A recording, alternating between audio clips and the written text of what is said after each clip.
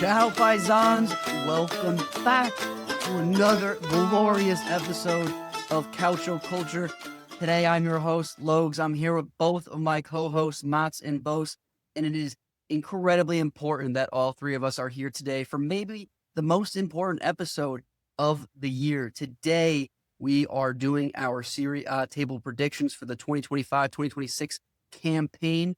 This is where legends are made. Last year, congratulations to none other than Motts, the champion of the table predictions last season, cleaned Vos and I out. We had a couple of big misses. Motts was pretty spot on across the table. We'll see if he can run it back. Lads, how are we feeling? Motts, you got a big show today. You I know, got to defend my belt. If I flipped Atalanta and Roma last season, I would have got the top six completely correct. Or I guess I didn't have Napoli winning, and I was too afraid to do that. So that's a lie. But I do have a belt to defend, and so there's a lot of pressure on it. And I will say, trying to predict this season was extremely hard. I just kept going back and forth, and every time I made a decision, I was like, I hate that decision.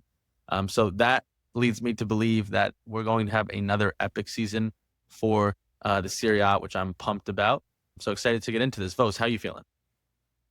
I feel good. After the international break, though, I feel like I haven't watched Serie A in It's been a long kind of time. thing. Yeah, so it's kind of weird going into this. And then I kind of switched up my strategy this year. I did one run through and then looked it over one time. So we're gonna see how that goes. But I agree, Mats. I think the top 10 is extremely hard to figure out who's gonna go where. I think it's kind of predictable. Like the teams are gonna be in that group, but figuring out where everybody goes is just so weird right now. Because let the record show, paisans, that Bose and I were actually tied last year. Aside, even though I did have Milan in second, which was an absolute botch job, but we did tie. I feel better than Vos feels right now. I feel pretty good about this table. I do agree, though. There's two very distinct groups of this table. There is the top 10 and there's the bottom 10. Well, I think we're going to very much agree on those groupings. You look at last season, and 5 to 9 is separated by, or even 4 to 9 is separated by 8 points. And then if 3 to 9 is separated by 12, that's definitely a kind of a big discrepancy there. But 4 to 9 is not at all. 8 points is, and nothing. Milan, it could have shifted so much last season. So yeah, you're spot on with that, Vos. So we're going to get into it really quick. Like Vos said, we are just coming off of an international break, so we would be remiss to not cover Italy's scores from the last couple of days. The national team, the national paisans, came out with 2 wins this past week. They first played Estonia, winning 5-0. All 5 goals coming in the second half off of some big subs. Gattuso may be cooking that day. I don't know. Some big decisions that came into that second half. Estonia 5-0. We then go into the second leg of this international break against Israel, a team that Italy should be handily taken care of. They win 5-4 with a absolute banger in the 93rd, 91st, in extra time in the second half from none other than Sandro Tonali, being the boy, the man, the myth, the legend, the betting, gambling man. They do come out with a 5-4 win. So an incredibly important 6 points for the table for the Italians. We'll see how this goes in the second leg against Norway. They do need to win to get automatic qualification to the World Cup. If they do not, we go back to the playoff, and that is exactly where Italy was knocked out for the last qualification, did not make the last 2 World Cups. Really quick, guys, thoughts? Yeah, I didn't watch these games. I was traveling last week, and I plan on trying to get through them this week. But my initial takeaway is we're kind of in the same spot where we were with Spalletti at the beginning. And I don't know how I feel about the formation. I haven't watched the game, but it had looked like it was allegedly like a 4-4-2.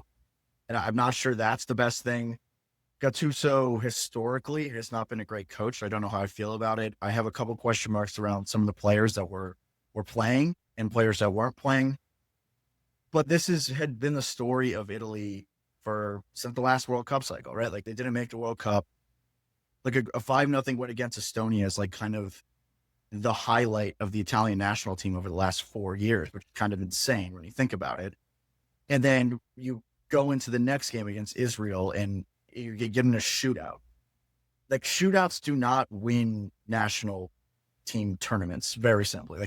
Historically, the best teams have been the best defensive teams. So allowing 4 goals on Israel, regardless of the result, I see as a massive failure. Good that you get the point and like you're getting close to qualifying for the World Cup. But I have no real positives to take away from this. Even 5 goals coming in the second half, I would say that's good against Estonia. But it shouldn't take you 45 minutes to get a goal against them. I think Italy has the roster and potential to be, top 5 may be a little bit of a stretch, but there's no reason to say on any given day that they can't beat any other team in the world. They have a very good defensive line, a very good midfield, a very good forward line, and probably the best goalkeeper in the world right now in Gigi Donnarumma. And if you have that, that is a recipe to go and win the World Cup, and they're not close right now. No, yeah, this is pretty bad. Like, obviously, good job. You scored 5 goals in 2 games, but this is a game that Israel, if you didn't win, you're probably out of the like, it's going to be a uphill battle to qualify for the World Cup. And it came down to the absolute wire and kind of a lucky goal from Tonali. He kind of just tried his luck from 20 yards out and it went in. But it's embarrassing. It's not good. Maybe Gattuso can change it. They at least showed some fight because they did go down and they even it was tied up 4-4 in the 90th minute. So they did respond after every time Israel scored. I did watch the games. It's just embarrassing though. Like, we can't even handle a team. I think Israel's ranked like 117th and we're like 12th.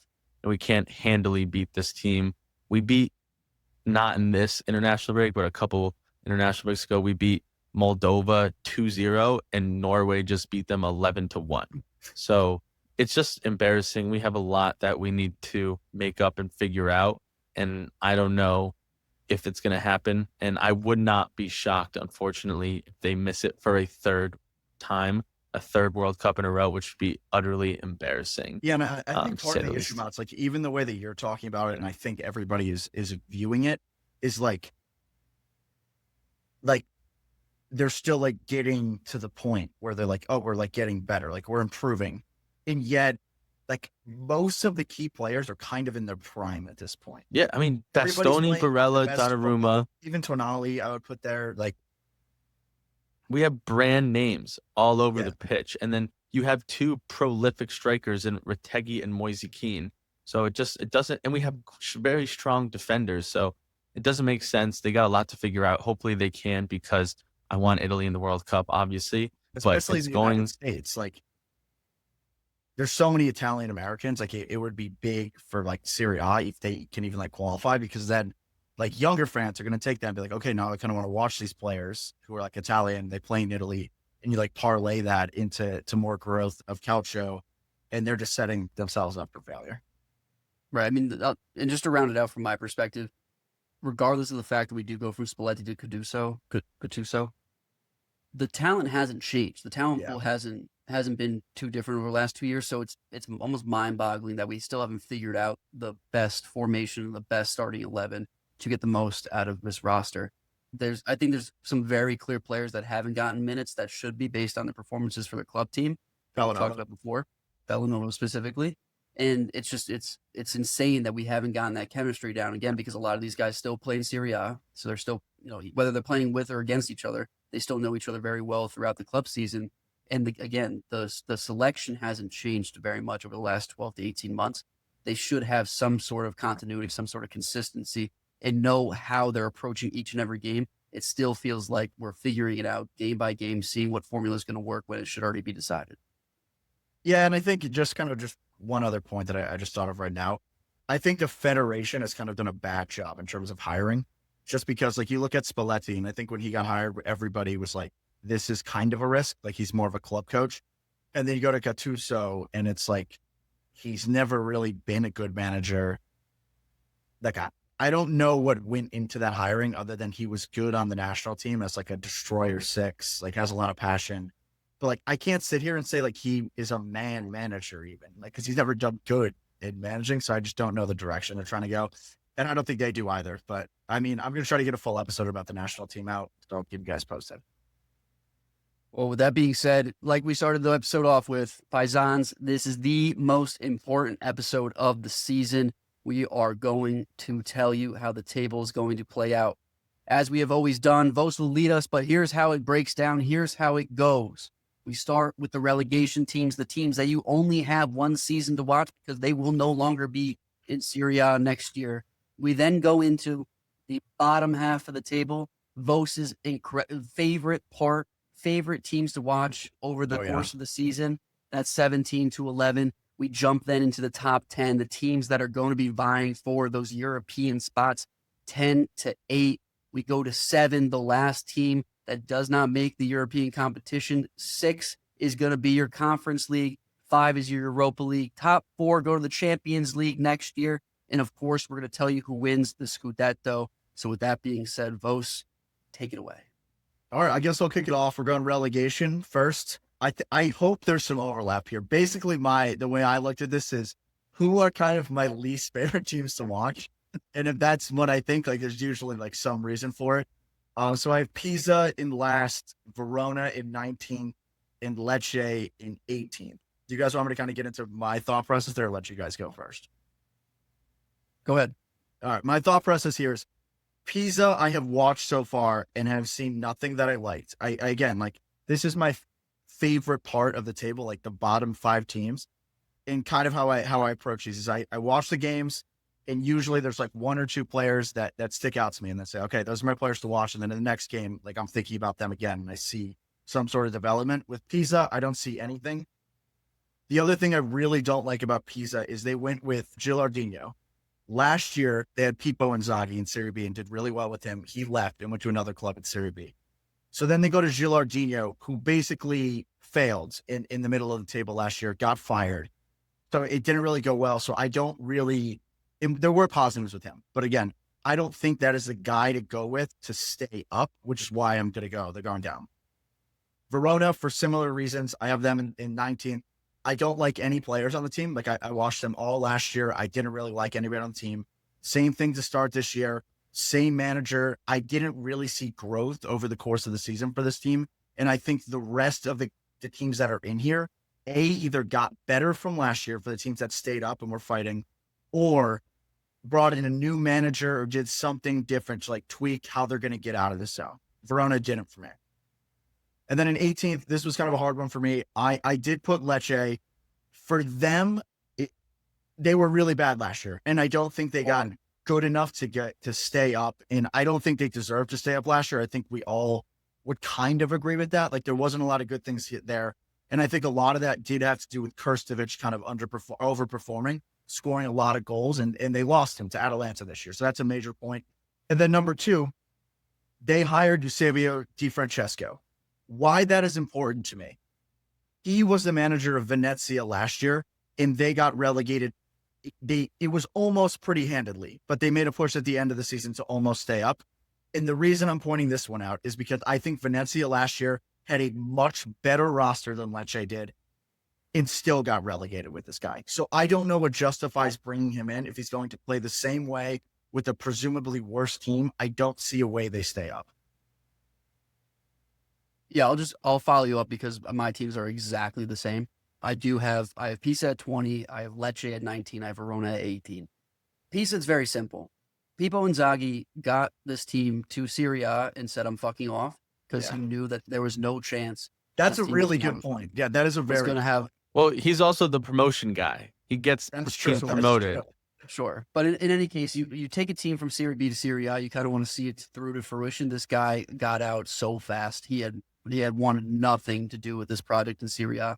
The other thing is that they also just brought in nobody. They fully are prepared to go back down next year. They kept their wages low. They kept their transfer values pretty low. They brought in Bello Kocap from Southampton, who was actually pretty highly touted when he went there. So spent some time in the Prem, but I'm not sure that he's ever going to fully come to fruition there. I will say, watch Giovanni. I'm sorry. I just went to a completely different team. So that was Verona. Verona brought in Bello Kocap. Piece of bad. Lecce, I actually hate Lecce. I'm actually mad that Lecce is still in Serie A this season. equally as mad to see Empoli stay up last year, so it was kind of one or the other. But I do see Lecce going back down. Like you said, Vos didn't get any better. They lost their best player, Krstovic, to Atalanta. And so I don't see a formula where Lecce actually stays up this season. And then Verona, through the first 2 weeks, haven't shown that they're any better than last year. Zanetti almost got them relegated last year. Don't know how he kept the job this long. And I don't see him continuing on into this season or to the next. So that's the bottom three. Motts, what do you got? I have the same exact three. We got this wrong. So we got this wrong for sure because we're all in agreement. I actually have the exact same order as Voso, Pisa, Hellas Verona, and Lecce. I don't think I need to add much more than what you guys covered. I would just say that Pisa is the worst, Hellas Verona is really bad, and Lecce is bad. However, I do think that it was smart business from Milan to loan out Camarda to Lecce to get a lot of minutes for him. So I think that was good business, but I don't think he's going to be able to keep them up. Just before we move on, because I know some Paisans have been asking for players to watch on the lower level teams, as I incorrectly said was on Pisa. For Verona, Bello Kocap, center back, Giovanni, striker, players to watch if you're ever watching a rock fight between Verona and whoever they're playing. All right, and with that, we're on to the best of the worst. This is kind of like the middle of the table, guys. We're going to go 17 to 15 first. I have Parma, Cremonese, and then Genoa. How I derived these. When I first did this, I really wanted Parma in the bottom. Not that I wanted them. I had them in the bottom three. They lost a ton of key players. Notably, Boni went to Inter. Leone obviously left.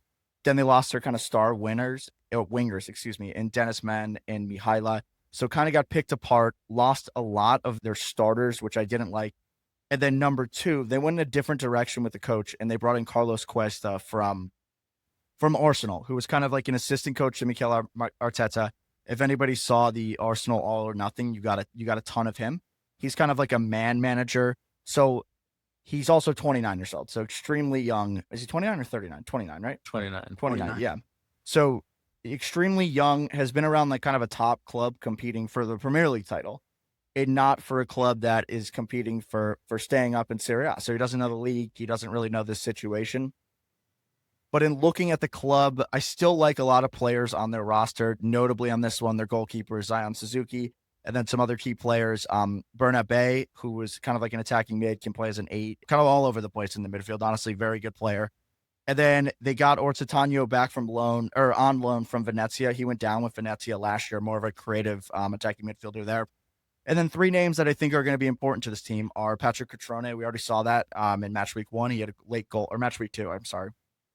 Had a late goal to get them some points against Atalanta. They kept Milan Juric, who was pretty good on Monza, and then went over there. I think he may actually spend time on Genoa as well. So 2 guys that have been around the leagues, can get goals in the league.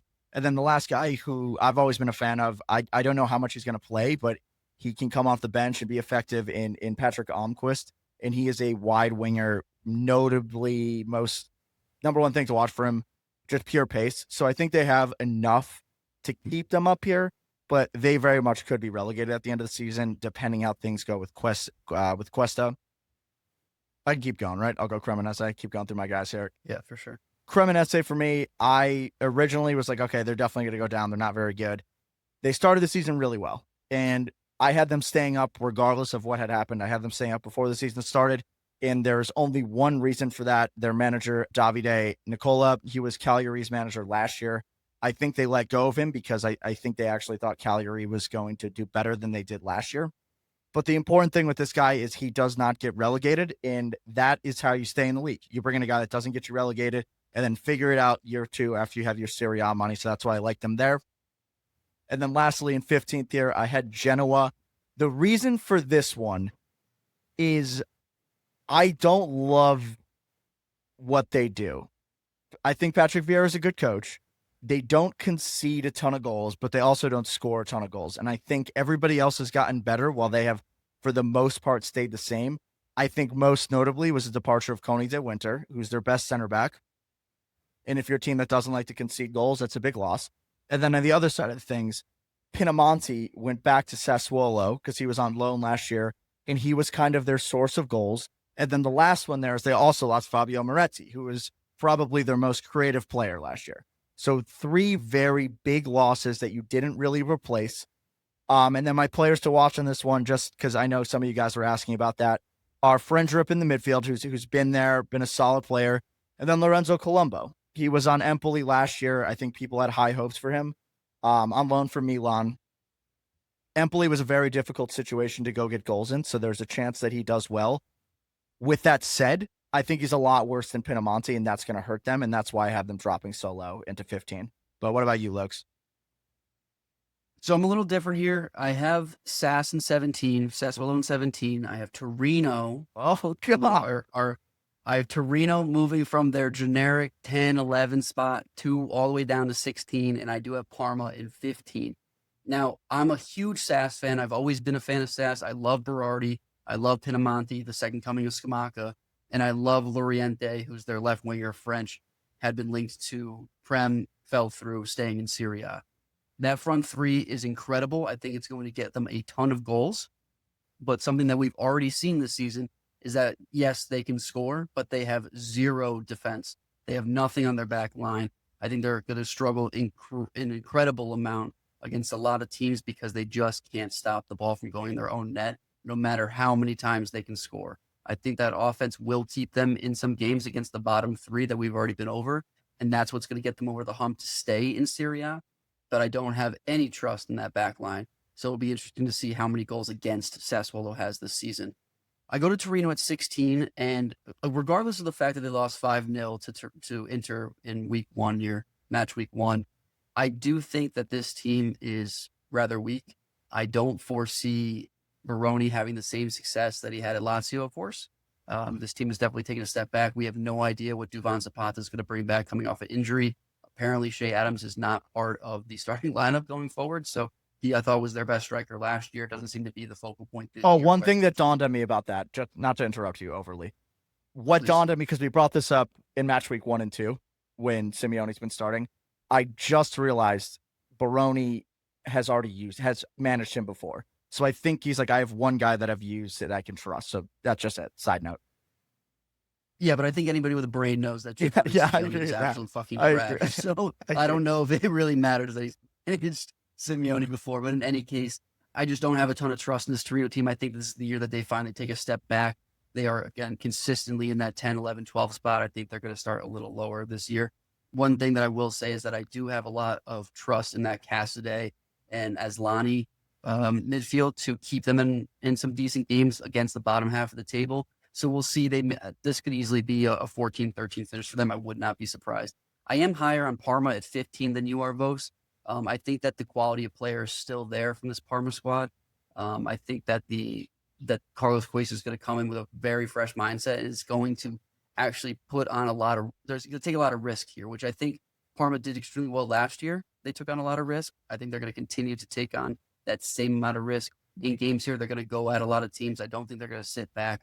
And again, I think that while they did lose basically their front 3, which I'm not going to say isn't a huge loss, you still have the likes of Suzuki and Nep. I still think Bernabe is one of the best midfielders on the bottom half of this table. Obviously quite biased here, but Benjamin Kremoski coming in on loan from Inter Miami. Interesting name, super, super young. Apparently he's Argentinian, thought he was American. I think he can play both, but in any case, a name to watch, very young, very promising. And of course, both your guy Del Prado is still there. So I think that this Parma team still has the talent to stay mid-table. I don't know that they'll really be in the relegation battle when it comes down to the last 10 or so games. So I'm hot in Parma. Yeah, so my 17, 16, 15, very similar to Vos's. It goes Parma at 17. You both said a lot on Parma. I'm not going to add too much more. I think that they can stay up. And I want them to stay up because Parma is one of the bigger clubs in Italy, and we were pumped about them coming up last year. So they have a bigger stadium. They own their stadium. So would love to continue to see them stay up. I do think it will be a dogfight for them because they lost a lot of their solid players last year. Cremonese at 16. I agree with Vos. The appointing of their manager is huge. Some teams that he's managed before getting the job at Cremonese are the likes of Empoli, Genoa, Torino, and we know where those teams finish every single year, right? Anywhere from that 10 to 13 spot doesn't get them relegated. That paired with the fact that I know it doesn't sound like a lot, but Cremonese spent $15 million this summer. That's a ton for a newly promoted side. They got vets, they got young players, and they did a lot of hand picking their players, so they have a solid roster, right?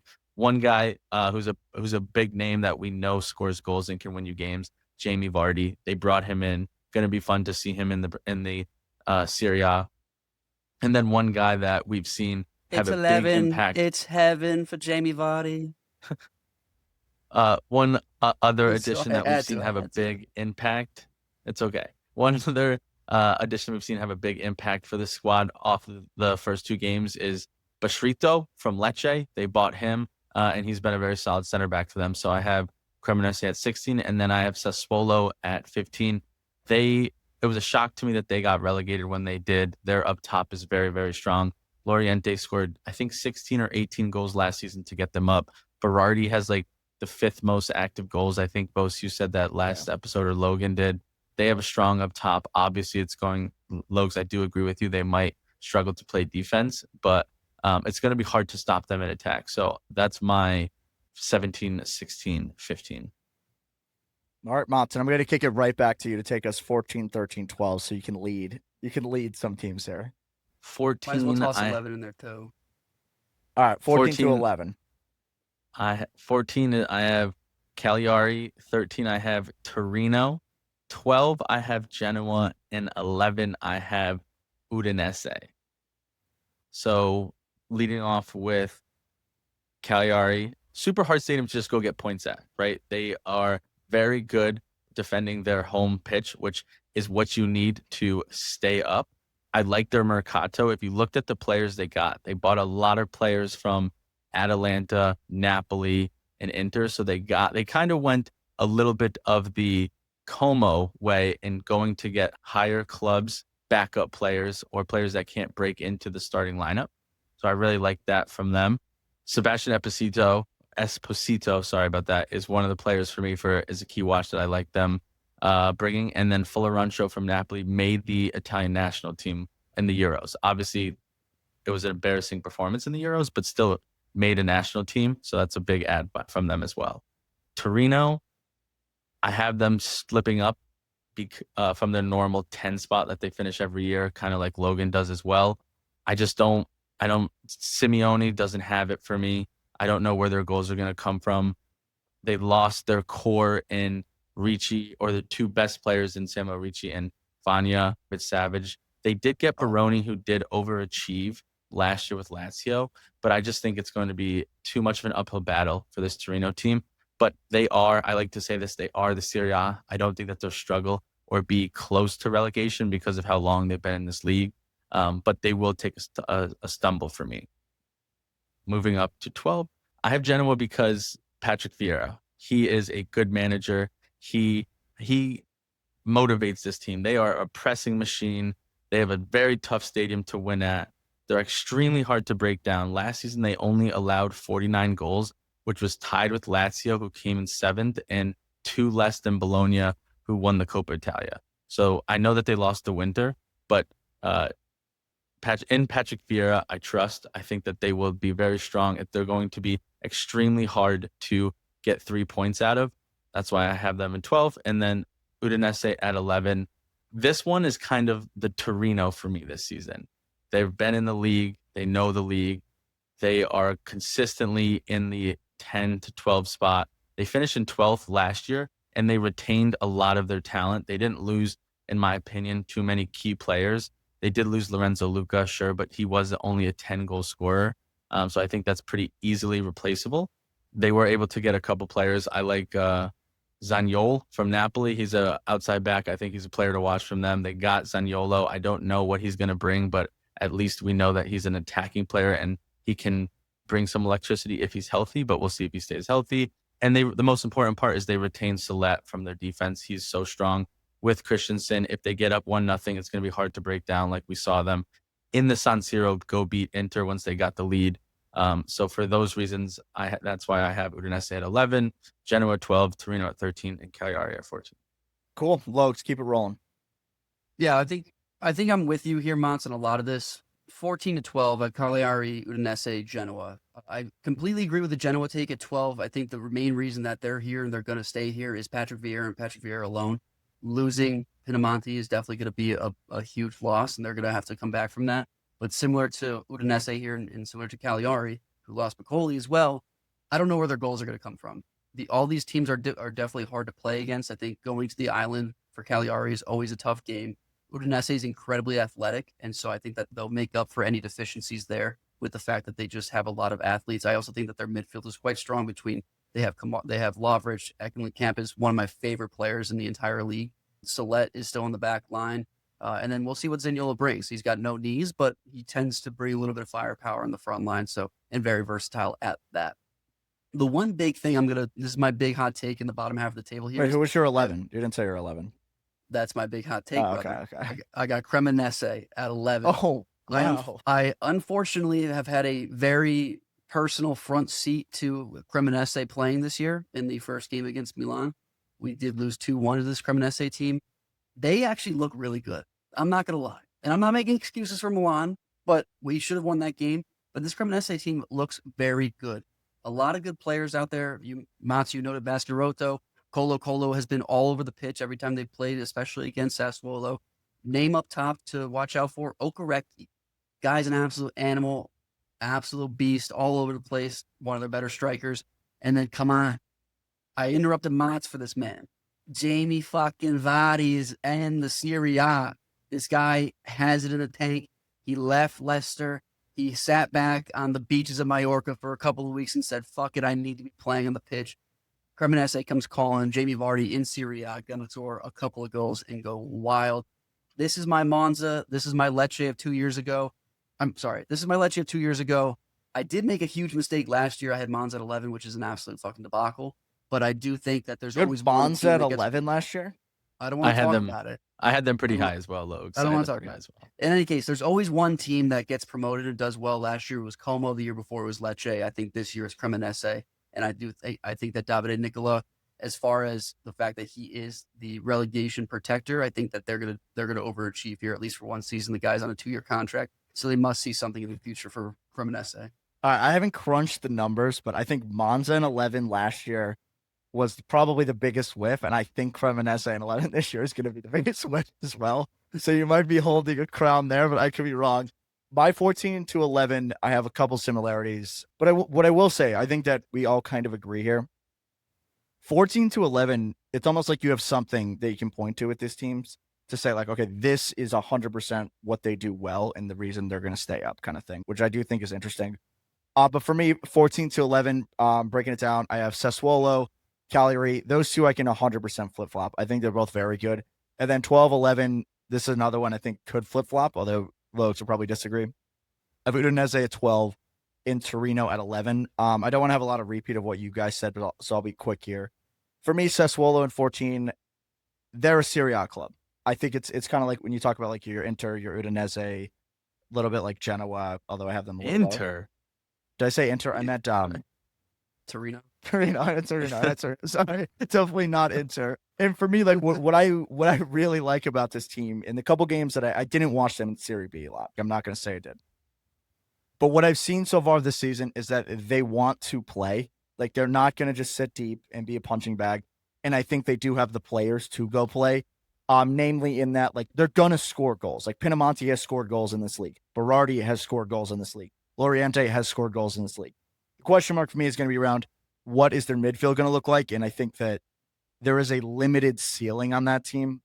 The other guy I want to throw out here from a defensive standpoint is Woyo Koulibaly, who they just signed from Leicester. I really liked this player before he went there, went to Leicester, and I'm happy he's back in the league.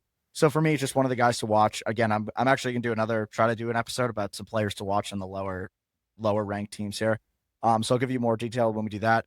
In 13, I have Cagliari. I did that because I had to put them above SAS because they are probably my top 3 favorite teams in the league. And for me, the reason I have Cagliari, I think, higher than you guys is I watched a lot of them last year. I probably watched more Cagliari than you guys last year, if I had to guess. And part of the reason they moved on I'm from sure you had a Nicola, great time. I think they moved on from Nicola. And this is why I think this. They underachieved last year. I think they had some very good players and should not have been in the relegation battle. Do I think they should have been competing for top 10? Probably not. But there should have been a sizable gap earlier than what there was. And they did lose some big players, specifically in Piccoli and Sortea. But they added Follorancho and Esposito, which I do like. The other player I'm going to pull out here is in the midfield is Adopo. He's like a strong, just kind of like a power 8, I would call him. So it's an interesting player to watch. And then the other reason I think I have Cagliari kind of like, I would say this is the cap on best of like the worst kind of teams. And then I think there's a gap once you get above them, is their defense. Luperto, Zappa, Mina are guys that have been around the block, have been in relegation battles, have been in the league for a long time, know how to put up clean sheets. And like Motts said, it is extremely difficult to go to Sardinia and get 3 points. And that's going to be enough for them to stay where they are. And then 12, 11, I have Udinese in 12th. Again, I'm not like hot on them. They're going to be okay. They're going to be hard to beat. I don't think they're going to score a ton of goals, but they're basically the same thing that they were last year for the most part, like Mott said, without Luca. So I think they're going to settle in right where they did. And that kind of brings me into Torino at 11. I love Torino as well. And the reason I have them in 11 is particularly Marco Baroni. They lost Ricci last year, which is big. The question marks around the striker are always going to be there. Who is it? Is it Shea? Is it Duvan? Is it Simeone? Yes. What Baroni did so well at Lazio last year, and one of the reasons why most people would agree is he overachieved, is he got the midfield balance right and elevated those players to a level, Guendouzi and Ravello I'm talking about right now, they hadn't seen before. And the midfield 3 that it looks like he's going to go with this year is Cassadai, Eslani, and Illich, all of which are players with very high ceilings, a lot of potential, and I have a lot of faith in him to get that 3 right. And from there, that should generate a little bit more offense, and I have a lot of faith in him. So that's why I have Torino. You think Eslani has a high ceiling? I do in a pure number 6 facilitator role, which Baroni has done correctly in the past. Eslani is, I would say, really good at kind of like what Samuel Ricci was good at, not losing the ball. I think he was a little bit more risky than Ricci in how he plays, but I think that is the right balance to get Cassadai further up the field and Illich further up the field to contribute offensively while having somebody that's sitting very low to support a defensive line that's actually pretty good in between Maripan, Coco. Like, these are guys that have been there, have been around the league, have kind of been in this position before. So I don't think they have enough to break into that top 10, but they're kind of right there in my mind. I'll be very interested to see if Baroni is able to replicate the type of progression that he gave to Lazio last year. I think the Lazio caliber players are much, much better than this Torino side. I think that the Islani coming in is not going to be a huge factor. I think his floor is pretty high. I think he has a very low ceiling. Maybe it's because we watched him back up Hakan, who's obviously just miles better at that same spot than Islani.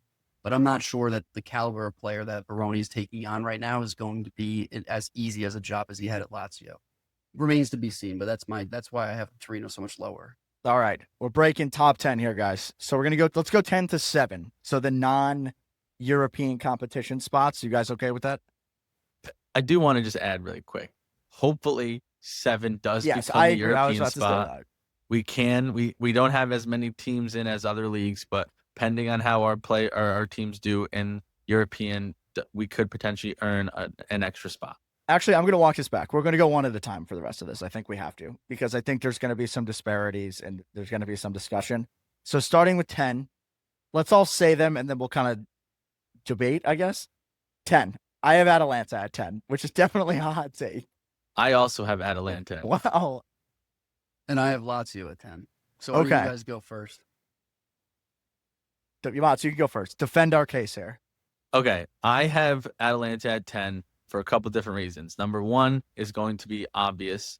Gasperini is no longer at Atalanta. Okay. Number 2, another obvious reason. Retegui is no longer at Atalanta, and he is going to be a massive hole that they need to replace. Obviously, they do have Scamacca, but I think that they're very different players. Retegui is super good at link-up play and creating as well as finishing, while Scamacca can finish the kind of worldy goals, but struggles in the fundamentals, right? and I think that they're gonna struggle there. Also, you have Lookman. Is he gonna play? What kind of attitude are you gonna get from Lookman? Juric is a very old-fashioned guy. He might just say "fuck you" to Lookman and not want to play him, although I don't think that's smart. It is great that they do have him in the lineup or at least on the team, because Lookman can shoot these guys up the table if he has a similar season as last year. But the main reason is going to be Juric for me, and why they're going to fall to 10th. He is a Gasparini.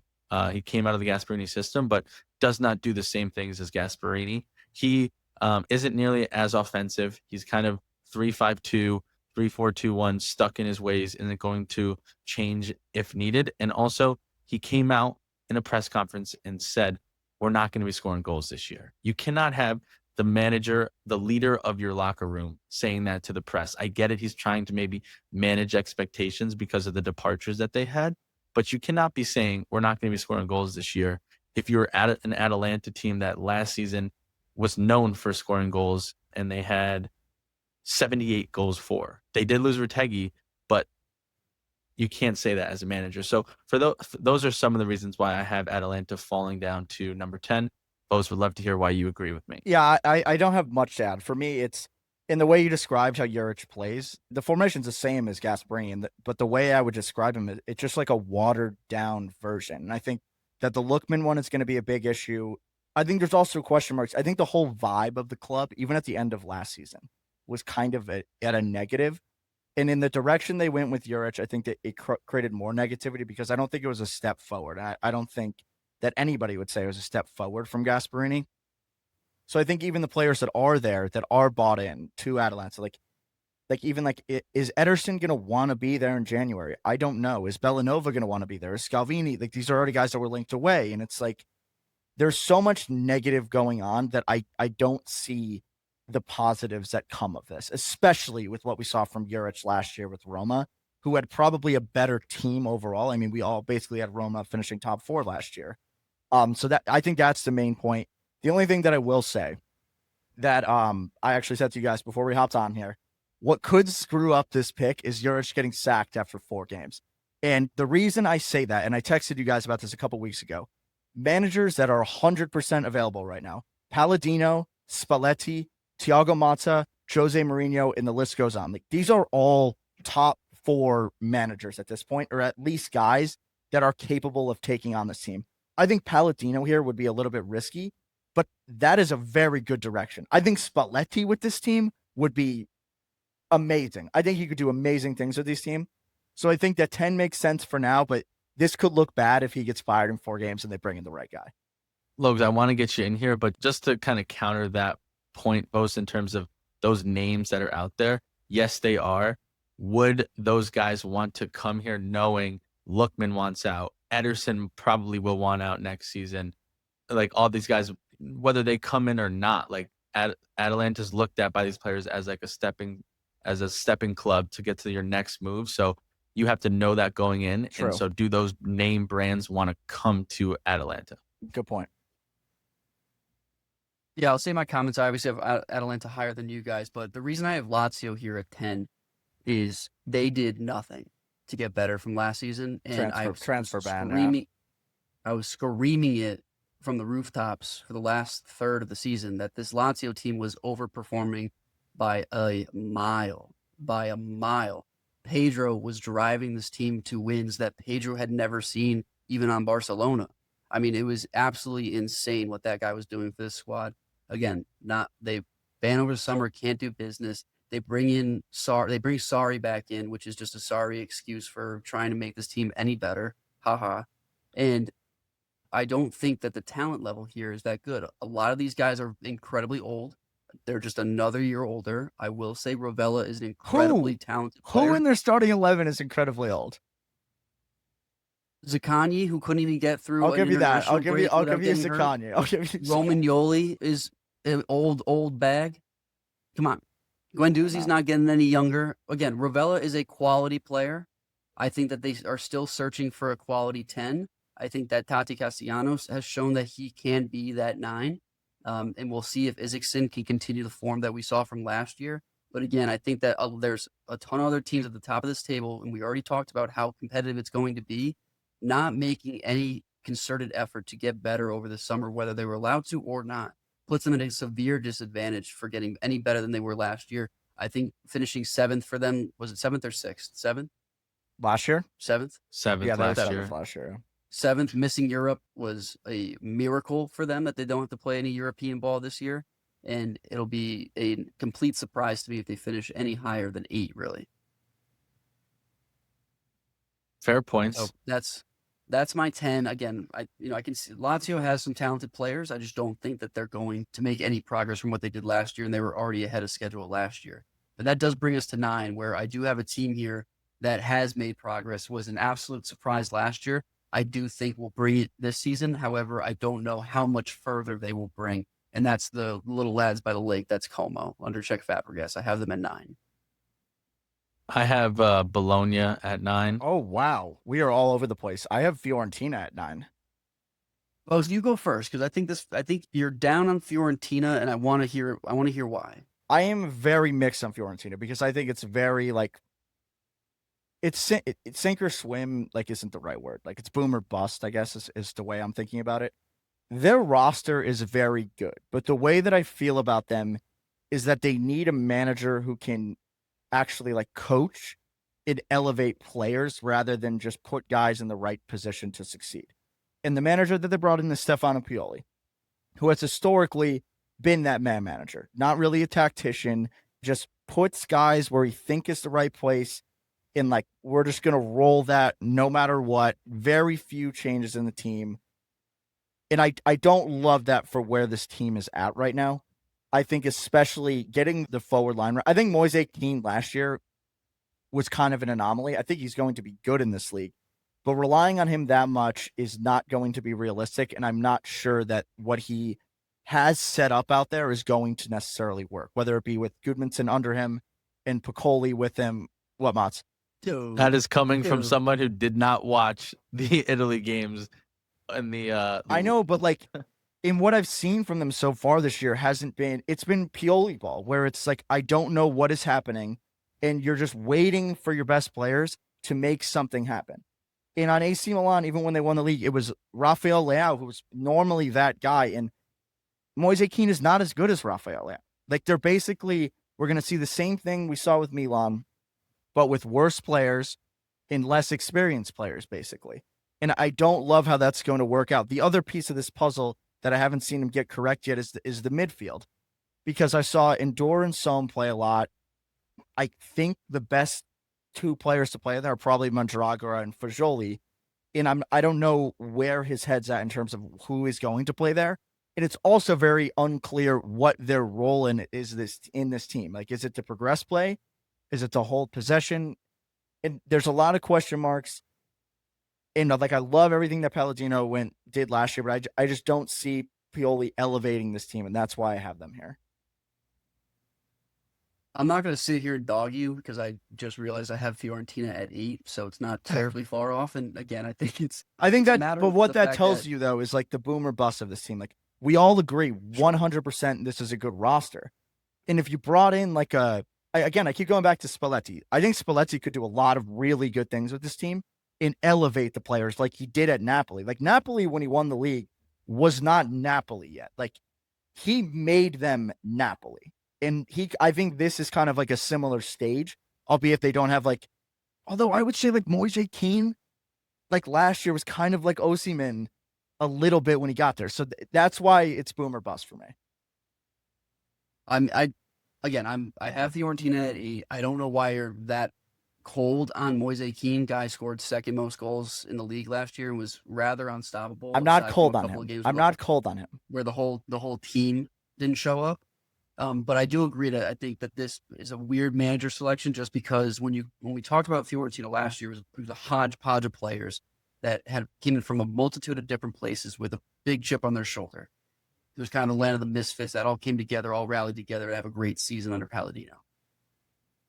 With Palladino leaving, they needed to then bring in a guy who now has a core of players who have played an entire season together and give them some direction. Pioli is the opposite of that. Pioli gives no one any direction. he actually lets them give themselves the direction. So it's going to be a bunch of guys kind of playing their own style, all different styles, albeit at the same time. So I do think that seeing Fiorentina here with the talent level that they have could be in European ball. But I do think that just based on the talent level that's across the board above them, that they'll end up somewhere at the bottom of the top 10. Motts, why do you have Bologna at 9? Yeah, I have Bologna at 9 because, listen, I didn't love their Mercato, to say the least. I think that they Sure. got away from what they normally do. And what they normally do is invest in players that, like, we don't really know, that are young, that they train up and that become very good, like Calafiore, like Xerxes, like Ndoyen. This summer, totally different route. They did what all Italian clubs do, and it always prevails to not work, and it showed in game 1. And they brought in Immobile, who's a Lazio legend, who Lazio moved on from because he is too old. And Lazio need a second striker that, like, they need a backup, and they moved on from him because he's old. Then they brought in Bernardeschi, who I've seen from at Juventus just flop so hard, and went to the MLS. So he's been playing in a slower league for the last three seasons, and now he's coming back to the Serie A. I do not think he's going to have any impact for this club at all. And Immobile is already out for three months. They have your Europa League ball, which I do think that Italiano is going to put an emphasis on that. So I think that the deeper they go in that competition, the more they might struggle in the Serie A because it's more games. And then, so those are some of the reasons. In terms of, they also lost Ndoyen and their center back, Sam Bukema. They were able to, right. yeah, It's always a tough one. never going to get that one right. They did keep Lukumi, but, like, how locked in is he? Is he going to want to leave in January? He was pushing his way out. So I don't know if he's going to stay. So I expect Bologna to fall off this year. And even if you think about it, though, they did come in 9th last year. Yeah. So it's going to be pretty consistent in terms of what they did last year. But I do think that they came in 9th, but they could have very easily came in like 6th. So I don't think it'll be that close. But those are the reasons why I have Bologna falling to 9. I'll talk about them in a bit. Who's your 8, Motts? Because look, you said your 8 was Fiorentina, so we can kind of skip over that. Yep. I have Lazio at 8. And I have Como at 8. So look, so we can kind of talk about Como 9-8. It's kind of similar things. But Motts, why don't you start with Lazio? Because I think that's interesting. Okay, so first I'll issue a small apology to Lazio because I dogged them last year, thinking every time that they came up, I said that they sucked and that they're not good. They are still a terribly ran organization by Latito, which showed this summer because they got a transfer ban. Moved on from Baroni, which I didn't love because I do think he vastly overachieved with the squad that they had. Which Vos, I'll give you your flowers there. With that said, I don't hate the appointment of Maurizio Sarri. I think that he knows the league. He knows how to win. He has a good, attractive style of football. The last time Sarri managed for Lazio, they did come in 2nd in the league, albeit it was off of Juventus got minus like 12 points or something, but they did finish in 2nd. But they didn't bring anybody new in, right? Because of that transfer ban. So they finished last year, I think they overachieved at 7. While they have talented players, they needed to add to the squad to improve, and they weren't able to do that. So for me, they're going to be worse. 1,000%. That paired with the fact that last season we saw and I brought it up a minute ago, a huge hole when Tati Castellanos went down. They do not have a backup 9. They are so reliant on that man to create and score for them that if he goes down, I don't know where the goals come from. For those reasons, I have Lazio at 8.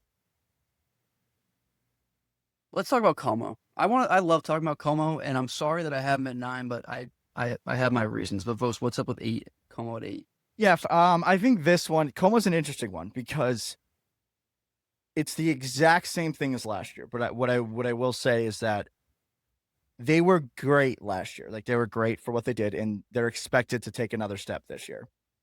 And I think that getting into 8th would be a big step for them. And I think that everything that Fabregas has done has told me that they're going to make this step. The players that they added last year that they got right, because again, we talk about that transfer window of let's buy up a bunch of good academy guys and see what happens. They basically did that last year. All the players that worked, they kept. And then they did it again this summer, and it's going to be the same thing. Like, we'll see who we get right, and then we'll keep them. And they're not going to whiff on everybody, but they're going to be better than they were last year from strictly a roster perspective. And then on top of that, the players that were there are going to be better than they were last year. They have a full season in Serie A. They understand the system better. They have a ton of confidence. Like, when you see this team play, they think they're going to win every single game. In the roster moves that they are making, the players that they're trying to add, especially with kind of like that, even if they're not Spanish, they're players that are particularly coming from Spain, who play in a very particular way. It's continuing to gel well together, and you're kind of just getting better everywhere on the field. And there's no reason for me to think that they don't make a jump from 10 to 8 this year. I don't think it's a big ask. And the other thing is, like, this is another team. I mean, when we're talking about 10 to 6, it's like, it's basically going to be like a 4-point difference. They could be like, it wouldn't be crazy for them to get into Europe this year. Like, it wouldn't be that surprising to me. And like, every year I am going to feel like that until they tell me something isn't going to do that. But I could see them being better than like I talked about right before we got on here. I have Milan higher than them, but I don't see any reason Como can't just go beat Milan any given day of the week. And that's how I feel about them against every single team in the league. No, I think that confidence factor is 100% their biggest attribute. They have a ton of young talent, like you said. They had this pipeline from Spain, which is going to continue to grow. Javier Fabregas clearly has a plan in place, and everyone's bought into that plan, especially the ownership, which is always helpful. I think that the fans of Como are continuing to grow outside of Como. I think that they're a growing brand, which is also helpful. I have them at 9, but I can easily see them at 8, 7 again, like you just said. This 7 to 9 spot, I think, can be pretty interchangeable. It always is every year. I think the 7 to 9 spot last year was decided, even 6 was decided on the last day of the season. So this Como team is incredibly exciting to watch. I think that confidence can sometimes turn to hubris, and that they do drop points that they shouldn't be against lower level teams. But as you could see from their run, I think they went from 13 to 10 in a matter of a couple, I think maybe 5 or 6 match weeks to end the season last year. They can go on runs, which is incredibly important here. So I do have Como at 9. I can see them being at 8. I can see them being at 7. Unfortunately, I can see them at 10 as well. So I do think that this area is perfect for them. They will take a step in the right direction, whether they finish in any of those 4 spots. But I do like the product that they're building here. I think they have one more season before they're a true competitor for that European spot, but they're here to stay for sure. All right, cool. So for our 8s, I had Como, Logs, Fiorentina, and Motts. Did you just summarize it again? Lazio. Okay. I'll lead on 7 because I have Lazio at 7. Like Mott said, anybody that listened last year, I am very hot on their roster. They have won competition this year. And I don't think it's the end of the world that they didn't have a Mercato, because again, I think that their core players are still pretty young. And then on top of that, what I like is that everybody's a year older in a positive way for me. Like we said with Tati Castellanos, like we said with sorry, I just blacked something out here. Tati Castellanos, like Ravella, Guendouzi. And then on top of that, they got Consigliere. I don't know how exactly it happened. He must have been on loan, but he was on Parma last year. People were really hot on him, so he comes in as a new signing. But in their defensive line, I feel good about everybody. I think Nuno Tavares, if you get him an extended run of games for a whole season, that's going to be really dangerous. And they do have one competition this year. Last year, they weren't in that place, so I feel really good about it. And then Maurizio Sarri, I've done a full 180 on. I was kind of out on it, particularly because I didn't like the Baroni sacking. Like Marino thought the same thing. But the more you think about it, Maurizio Sarri is a very good manager. I mean, like Mott said, he brought them to 2nd. He then went to Chelsea, came in 3rd in the Premier League, and won the Europa League there. This guy is the real deal. And you give him one competition, he has a very complicated system. It's really intricate passing, intricate moving. So I expect them to start very slow. But on 1 game a week, they are practicing all the time. And they don't really need players to rotate because it's not like a high intensity style of play necessarily. And I see this like a second half of the season, they're going to be horrible to play against, and they're going to be very good, and that's why I have them at 7. particularly because of that slow start to the season that I expect. And then, I mean, that's off of them winning 4-0 against Verona.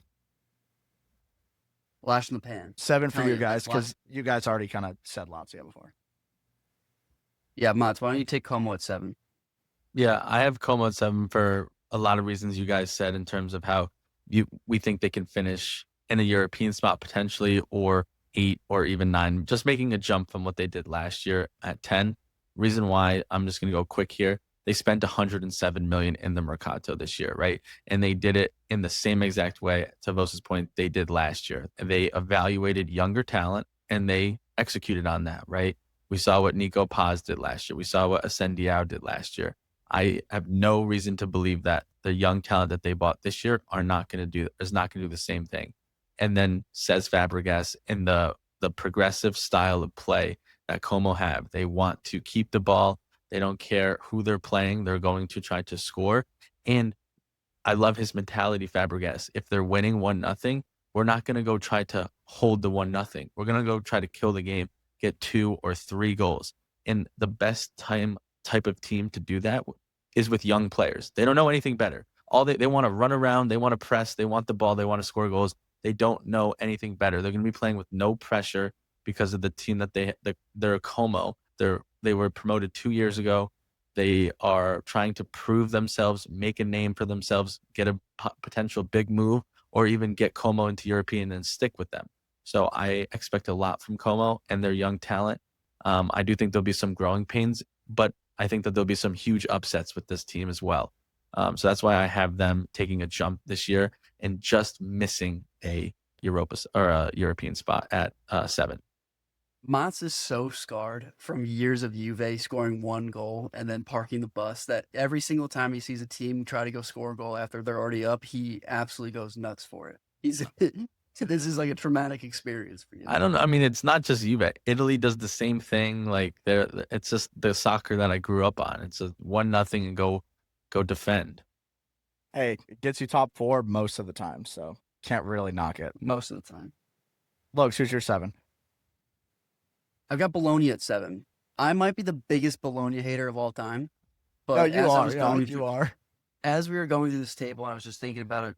You know, last year, Bologna lose their best attacker and their best center back in Calafiori and in Xerxes, both doing the Prem.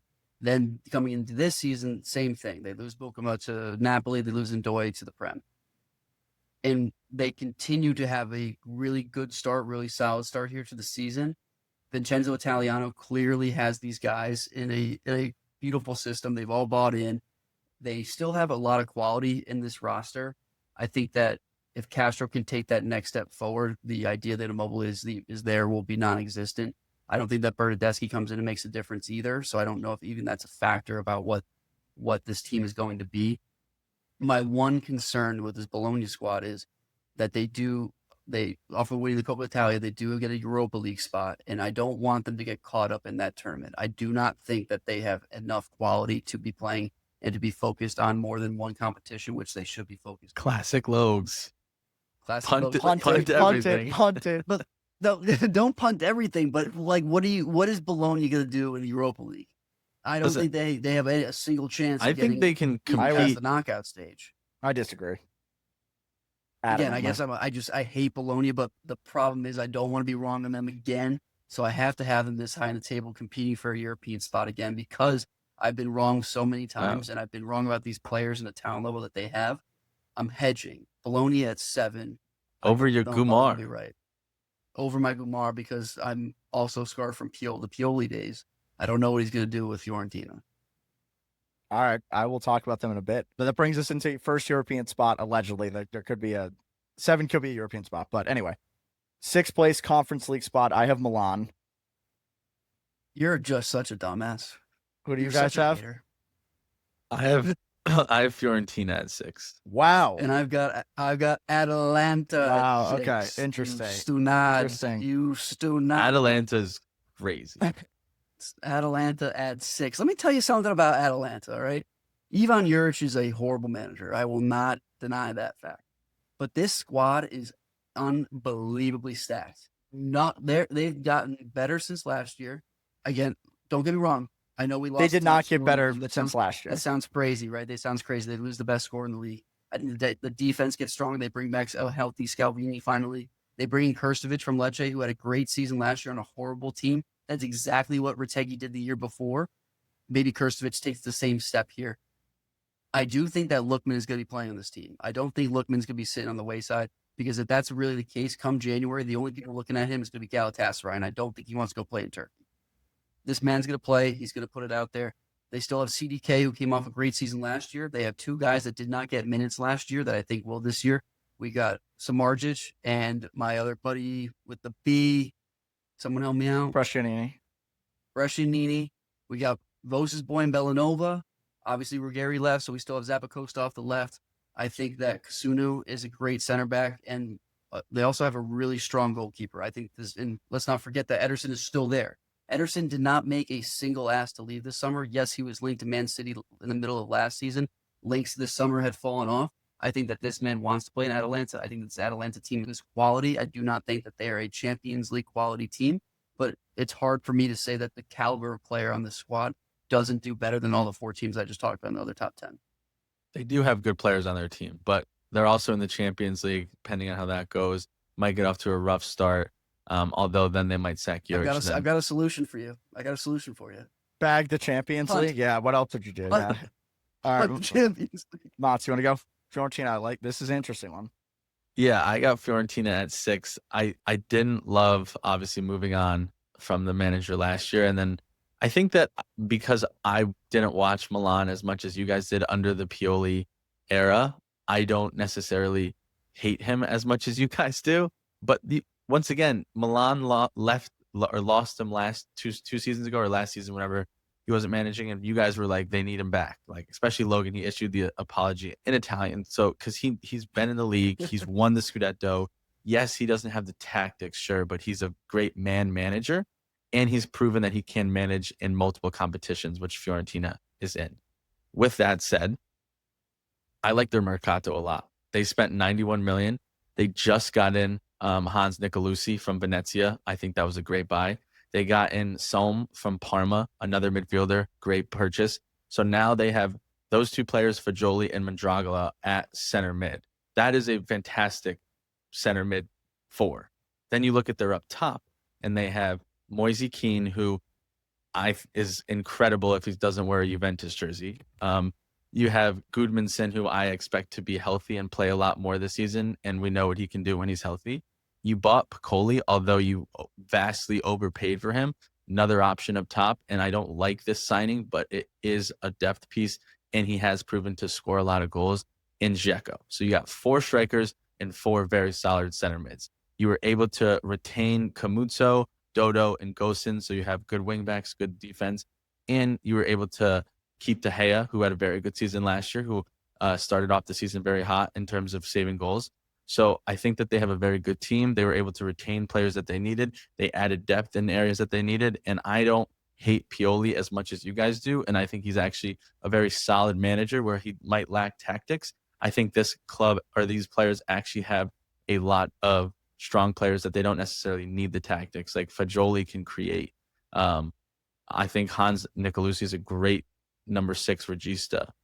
Mondragola is a great creator and scorer. So I really like this team. I think that Fiorentina is usually right in that 7 spot. I think they take a step this year to 6. Well, actually, they finished 6th in last year too. So I think that they can get hot and rattle off some wins.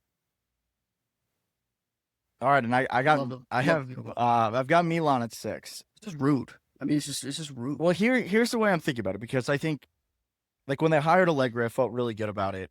And I think they are going to get into European spot. My concern with it is I don't know who's going to score the goals in the way that they want to play. Because I think at Allegri's Juventus, you kind of had like a number 9 who would kind of in Dusan. Like, he didn't score a ton of goals, but he was there in that one spot every time to try to get that goal.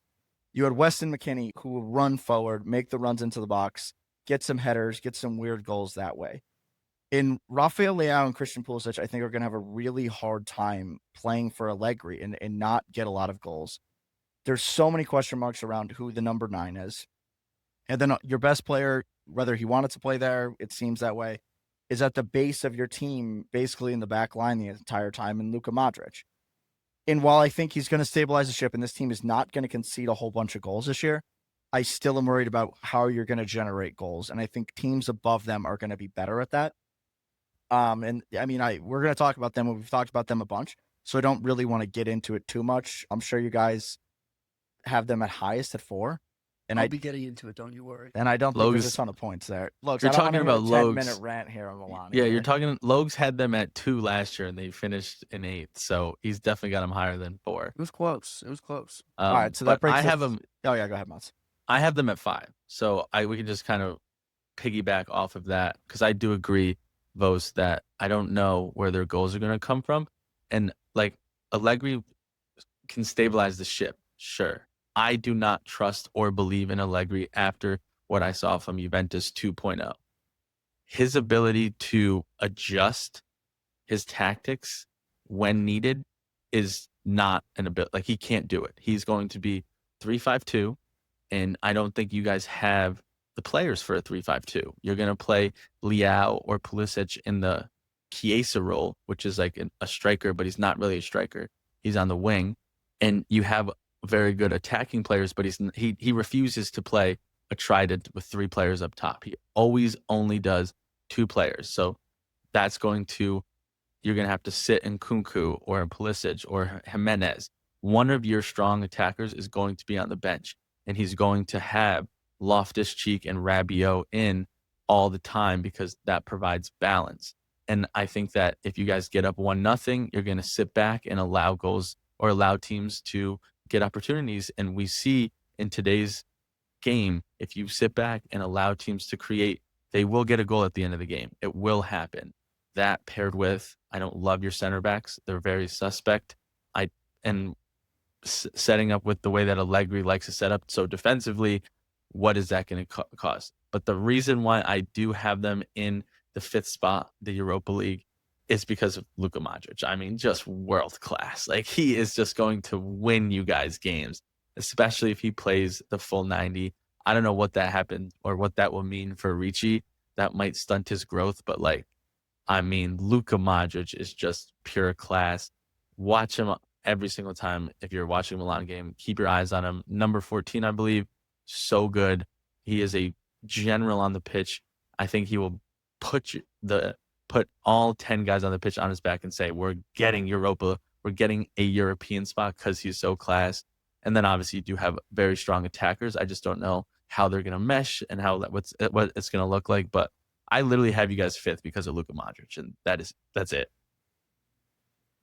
Interesting takes, my friends. Interesting takes. I'll do my 5 too, because you guys already talked about this team. I have Bologna in 5th. I think they're going to be just fine this year. I think they're going to be good in the Europa League, or the Europa League. I have absolute faith in Italiano to manage that correctly. He did it at Fiorentina time and time again.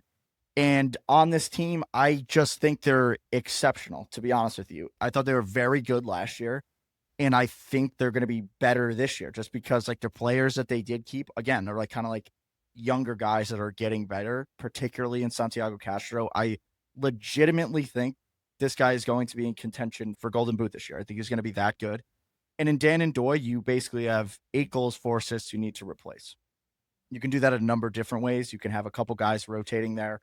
But Cambiaghi is the guy they picked to start the season, and he looked phenomenal in what he's done so far. So I think that is actually a replaceable like goal output and assist output. The other thing is Orsolini is still somehow getting better. Not like he's not what he was. Like, he is continuing to get better in dominating games himself. And I feel really good about this team, and I have a lot of faith in Italiano. And again, they kept a lot of players. And Bologna kind of were like a what's it called? Snowballing last year. Like, they started slow and just got better and better and better.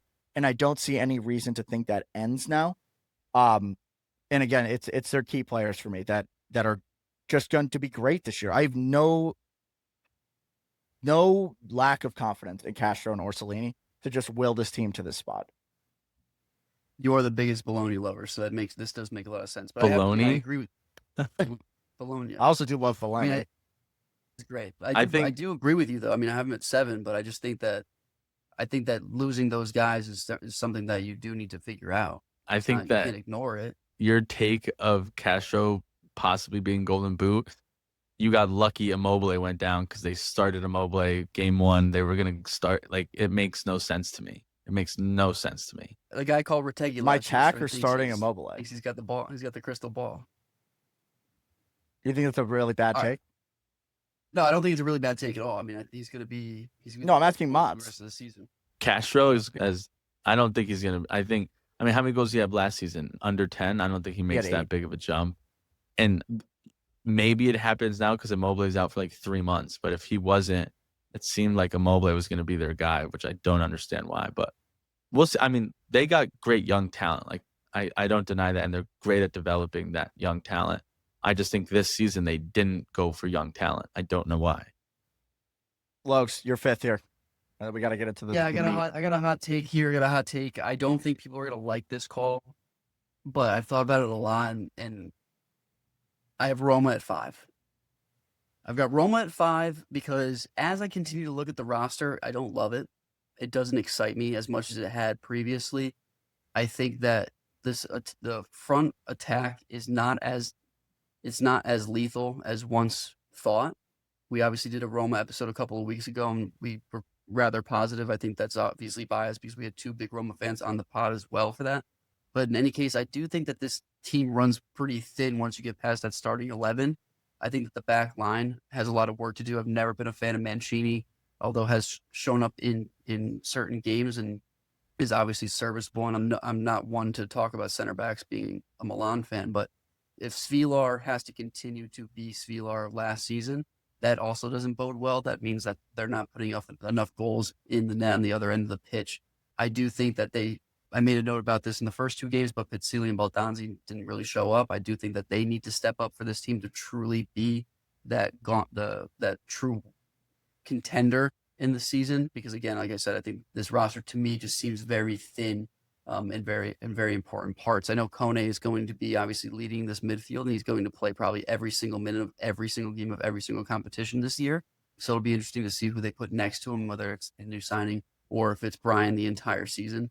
But again, it just doesn't excite me. I think Evan Ferguson is a great striker. It's upsetting to see Dovbyk take a second seat there because I do think that he could have taken another step forward. But if that's not the case, then that's just not the case. It'll be interesting to see if Leon Bailey comes back from injury and actually does something for this front line, and if he's actually the player that we saw in Aston Villa and Leverkusen before that, or if he's just past his prime. And again, we all love Dybala, but if he's only playing a third of the games, it's going to be really tough for him to really be part of this team. So I love Gasperini. We all love Gasperini. I think that this roster fits him well. I just don't know if the depth is there for Roma to make a run. All right, to each their own. That brings us to top 4 Champions League spots and the Scudetto winner. And number 4, I guess I'll lead. We all got the same. We all have the same? All right, that's great. Inter at 4, baby. Inter at 4. The down claw begins. Who wants to start? Because I think we've kind of covered them at length in previous episodes and the season preview. So we can kind of make this quick, to be honest with you guys. But whoever wants to take over and start, why you made this pick.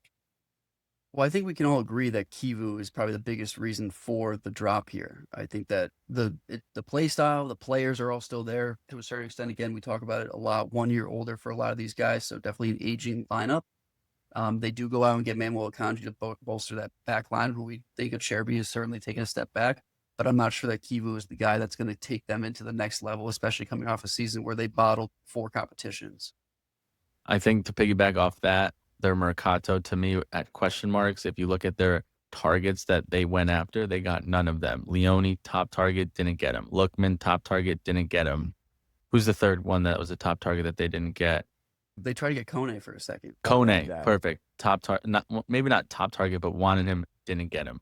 Then they bring in a Kanji, but then they sell Pavard. So they're in the same exact boat. Now they're possibly looking at maybe playing a back 4 with Bastoni and Akanji as the 2 center backs and DeMarco and Dumfries as the outside backs. That very much hinders 2 of their best players in their doesn't play them in their best positions. Obviously, that's speculation. We don't know if that's going to happen. We'll see.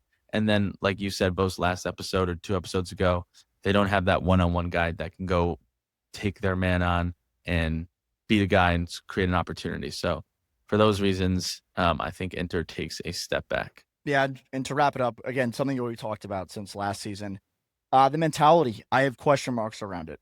Particularly in staying in games defensively, we've seen lapses. And then I think you could probably take it further than that in how they did perform last season in the competitions. Like they got there and could never get it done. And I think that's weighed on them. And there hasn't been enough positives for me to say they're going to be a Scudetto winner this year.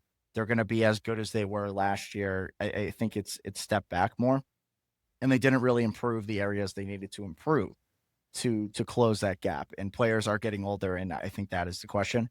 But we're going to be talking about them all year, and it's still like we still all have them in our top four.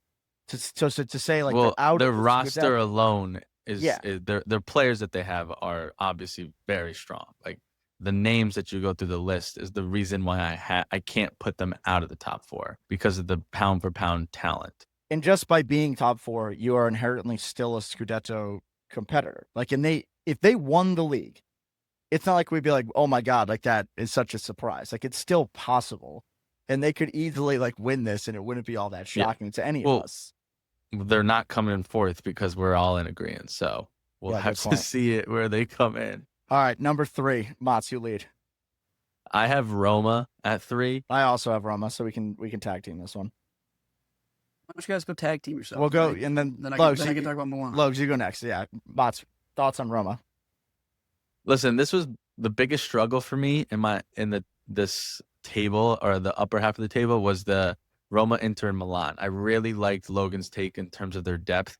I could see Roma finishing as high as 3. I could see them being in 5th and missing the Champions League spot. I do think the depth, Gasperini will probably talk all season about how they lack depth and how it's a 2-year project to get to Champions League, just to push some of the expectations off of him. But that said, I have them at 3 because of that man, Gasperini. He has finished, or with Atalanta, he has missed the Champions League twice since 2020. So he's pretty consistently got them in the Champions League. And this Roma team have a better core, in my opinion. Gasperini's also been able to resurrect some players. We know that Pellegrini has taken a huge step back, right? So to your point, Logan's, about that depth up top, maybe they get Pellegrini in and he can find some old form to kind of help that depth out up front.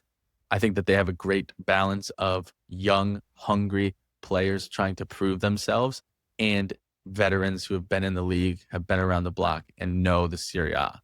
And then just the attacking style. I think that this league is slowly trending into you need to score goals to win games, although the defense is still very, very important. But the more goals you get, the better your teams are going to do. Obviously, the more games you're going to win. And that is Gasperini's style of play. Let's go attack. Let's go score as much as we can.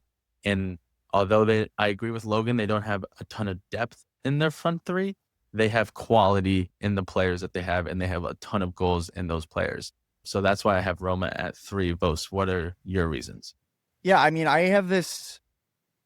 They could win. Like, and I wouldn't be surprised. Like, Gasperini's been so close with worse teams. But for me, like, the first thing, the depth thing, I think is actually a bad take. Because they were in 3 competitions last year, came in 5th, were like kind of surprisingly knocked out of the Conference League.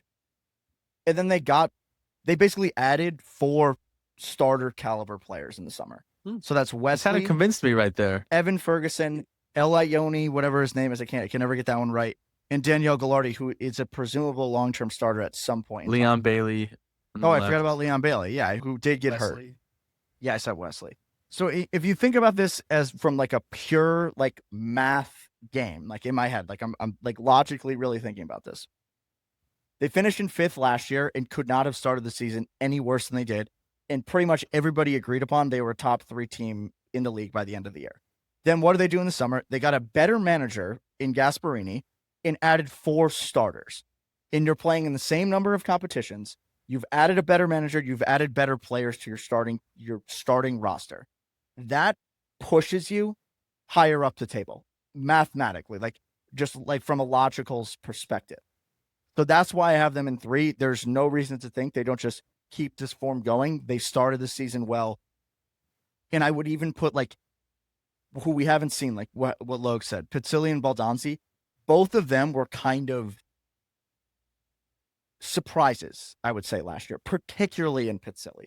So now you have two guys who aren't necessarily in your starting 11, but on any given day can play against any team in Serie A when somebody does get hurt, or you do need to rotate the squad to go and compete in those other competitions. So for me, there's no reason to think that they're not going to elevate once again this year, and that's why I have them in third. One other thing I'll quickly add that I forgot to say is they really didn't lose a bunch of key players at all. Like they lost Shomurodov and Paredes. That was really their guys that like played a lot of minutes last season. And they were the best team from December on, and they kept everybody that is of importance and then just added players around them. So yeah, that's a great take, Bose. And Logs, you can do Milan here. Third place. I'll keep it short. I mean, I think from my perspective, Milan in third. We're on one competition. We bring in Allegri here. We bring in Allegri's son, so now he's not going to bitch the entire season that we don't have his son. But the real thing here is when the news broke that we finally got Jashari in early August, and then we very quickly got Cody DeWinter thereafter. The outlook for this team could not have been higher. Now we then have a very strange end to the window, which again I think is not to say it's not concerning, but it's not the players on the pitch. I agree that we don't go out, we don't get another center back, which we all knew was a huge hole. But at the end of the day, we do get DeWinter, and we do have 3 center backs right now that have a ton of experience, whether better or for worse. As Mott said, we got Luka Modric, who apparently is pulling the strings and telling Allegri where he wants to play, and so be it. He wants to play at the bottom of the triangle. Fine. You want a Ballon d'Or winner to play where he wants to play? I'm not going to argue. So if Ricci needs to play out of position so Mr. Ballon d'Or can go play where he wants to fucking play, let him go play there. I do think that long term it's going to be very helpful that Ricci is playing underneath Modric in some way, shape, or form. So from a long term perspective, that's great. From this season, though, something that again was a bit of a surprise here at the end of the window and shouldn't be something of concern is that we go out and get Nkunku, who I think is an absolutely incredible player. Again, we talked about him last week when this whole thing broke down, but very good player, almost one of the better players in Bundesliga before he goes to Chelsea. Has to come back, has to get a redo here, which is totally fine. We've done that with a bunch of players, most notably Pulisic, who came from Chelsea as well. I think that this team, again, on 1 game a week, if Modric is playing 90 minutes every single game because he can, when Jashari goes back off of injury, which may be in 3 months, which may be in 9 months, who knows? But we have a ton of midfielders that we can put in there regardless. We do have Ruben Loftus-Cheek, who I'm a fan of. Vos, I know you're a fan of. I think that he will be able to help us put in some goals. He was a 10-10 guy a couple of seasons ago. My biggest concern is how we're going to play Leao, because I am reading a lot that we're going to try to put him as a traditional 9, which is just so bad. You bring in Nkunku, who played at all 4 spots in the front line, meaning right wing, left wing, cam, and 9, RB Leipzig team. Why he's not going to be the traditional 9, even if he plays as a false 9, I don't know. That keeps Leao in his natural position off the left. You can play Pulisic off the right, or even drop him in as a 10. Then that allows you to also have Santi Jimenez to have a natural position there and not give up on him. So we do have a lot of options here. I do know where the goals are going to come from. It's very clear. Those top 4 guys are going to score goals. We have Modric, who is a much more creative player than we've ever had in a very long time. Big facility. Tijani Reinders? Modric is much more creative in terms of facilitating from the midfield position than Reinders. Okay. Reinders was completely progressive and was scoring goals himself. Modric is going to be a very different player from that profile. Again, I do think that if we go to a back 4, that's going to help a lot, because you're taking one of our center backs off the field, which is where our weakness really is. If we continue to be a back 3, at least Cody DeWinter is going to get more minutes. So again, I think 1 game a week, Allegri has his son, and we have a ton of goal scorers up front. I feel good about this Milan team finishing at 3rd. They have 1 goal in mind, that's to win the Scudetto. They're going to fall short. We're coming at 3rd. I'm just laughing Yeah, go ahead, Mons. I was just laughing at the second reason why Milan can come in or 3rd is Allegri has his son. I've been thinking about him the entire season. Well, if he's staying in France, how is he? How's his mom? Seriously, serious question here, because everything you just said is exactly what you said before last season started, and then you said it again after the January window, because they revamped the whole team, and now things were going to change. So this is the third time. You're now tripling down on that. What is different between now and those other 2 times? This is a serious question. I understand your question. Number one, third time's the charm. Number two, Ballon d'Or. Motts is right. Modric is going to be an absolute game changer here, especially because we do not need to play him over 3 competitions. I don't think that there's anything to argue there. And then I just think that the quality of player coming off the bench in the different holes is much better. We have a lot more experience coming off the bench. No matter who we're playing in that midfield 3 or midfield 2, it's more experience than what we had before.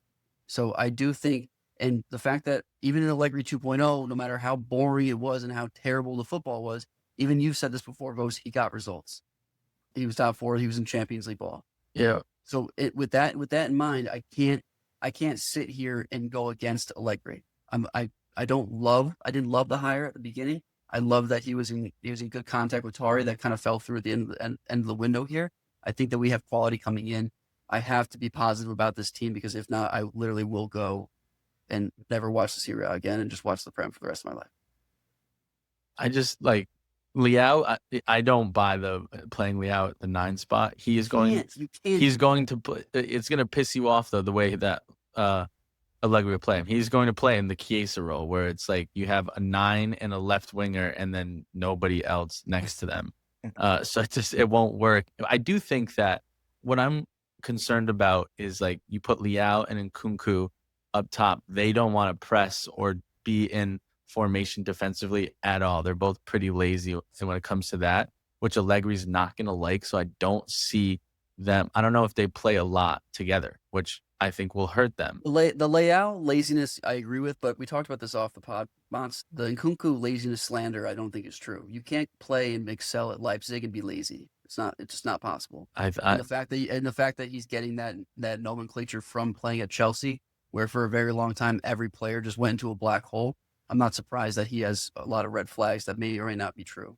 What I will say is that I predict Nkunku, and this isn't like a hot take or anything, to be very good in this league. He is extremely good in tight spaces with players around him on getting by those players. And that is what this league is. They're going to set up tactically in low blocks against Milan because they have the better players. And I think Nkunku should thrive in that situation. And then also on the flip side, on counterattacks with Leao, who will also be very good. So I'm very excited to watch Nkunku this season for Milan. All right, that brings us to number 2. Apparently, we all have the same number 2, which is also insane, because I thought this was kind of a hot take when I put it there. But Motts, I don't think me and Logan are going to say anything here. I think you can just take this one. I don't want to say anything here because you guys are doing this to try to do the jinx. You guys put him high to try to jinx him, and then you can be like, Juventus was bad the whole time. We knew it. We're putting him at 2 because we are jinxing them. But in reality, they're a good club. They have a good squad. Okay, so let's start. Number 1, key factor here. Bremer is back. When Bremer was playing last season, we did not concede 1 goal until he got injured. That is an insane stat. I think we played 8 or 9 games, just no goals were scored. Just shut out every single game. If he can stay healthy, we're going to be competing for the Scudetto. Number 2, Yildiz. This is his season to prove himself, to take that next step into becoming a top-level player and like a golden boy, if you will. He's going to be playing game in and game out. Tudor's already said he's playing him in his position. He's going to be playing him or playing through him. He's going to be creating. He's going to be looking to attack. Number 3, we have an extremely deep front 3. We have 6 players that can play almost anywhere in the front 3, or we can makeshift in-game tactics to change around. I do have hopefully a video coming out of how Tudor can line this Juventus team up, so just keep an eye out for that. But you have Jonathan David, who's a proven 20-goal scorer a season guy. You have obviously Yildiz. You have Conceição, who, albeit struggles with his decision-making, is a fiery player who wants to take on your man. He has the right mentality.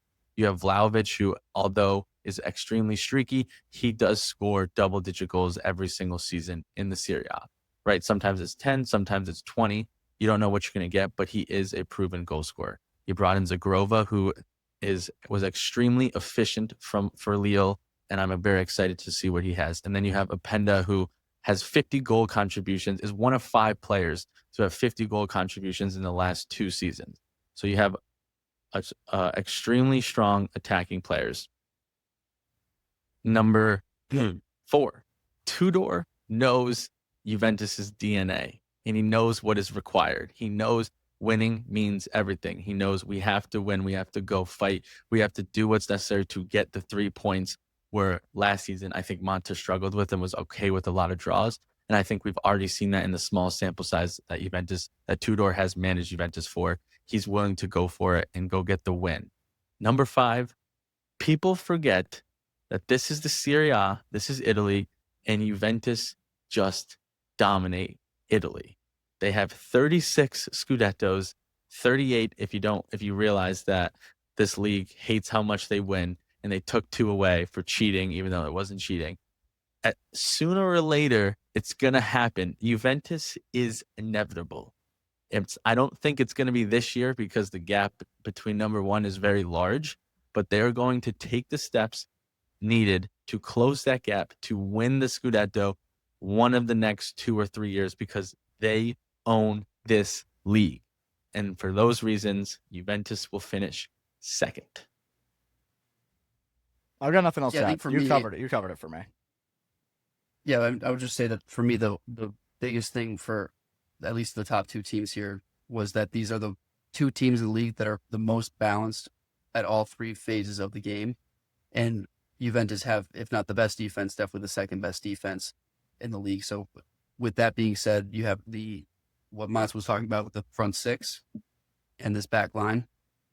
I don't see a reason that this team isn't second. All right, which brings us to Scudetto winners and apparently reigning champions, back-to-back champions, Napoli. Which would be the first time in 6 years. 6 years for a back-to-back champion in the Serie A. And but we're all in agreement. The guy that first kind of did it, too. True. Antonio Conte, he's the one that started the reign with Juventus. So maybe he That started is here true. with Napoli. But, I mean, guys, we've talked about this so much. We talked about them last year. We talked about their Mercato. They've just been number 1. They've been number 1. They've been number 1. They've been number 1. I mean, you talk about, like, math, like I was just saying, logically. They won last year, and they are actually way better than they were last year going into this season. And there's a reason we all have them here. I think there's a reason that we talked about them being here. Do we even need to talk about why this could get done, or is it what could go wrong for this not to happen? Like, that's how confident I feel about them. I don't see how it goes wrong, to be honest, unless some Yeah. other team in Serie A just like simply just has an absolute worldie of a season here. But Conte coming into his second stint here, almost left at the beginning of the summer, clearly got back on the same page with ownership, means that he's fully bought in here. How he manages 3 competitions will be remaining to be seen. We obviously know that he does struggle with that. He might actually punt Champions League. That's Well, what I I'm was going gonna to say. he knows that the domestic league is number 1. Yeah. There's nothing else like domestic league. So the fact that that's his MO and will focus on the Serie A, and with the added talent that they brought in at all 3 levels, actually all 4 levels, because they did bring in Vanya.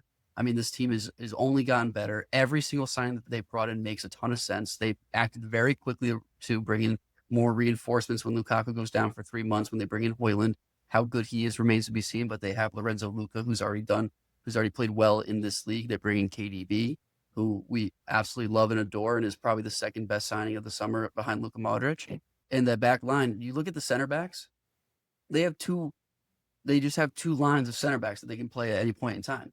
You have Buongiorno and Rachmani, and then you have Bukuma and Juan Jesus. So I don't know another team in the league that can go out and play 2 different lines on any given weekend that are very different and still be just as quality. So I don't see how Napoli doesn't push through for the back-to-back. Yeah, I'm not going to add too much. I'm just going to add my measuring stick for this club this year on if it's a successful season is they got to compete in Europe. They need to go far. They have the depth to. They spent the money to. it's now for me, it's not punt these competitions to win the Scudetto. You got to compete in all three because of the money you spent, the players you brought in, and the depth you have. So that's what I'm holding Napoli to this year.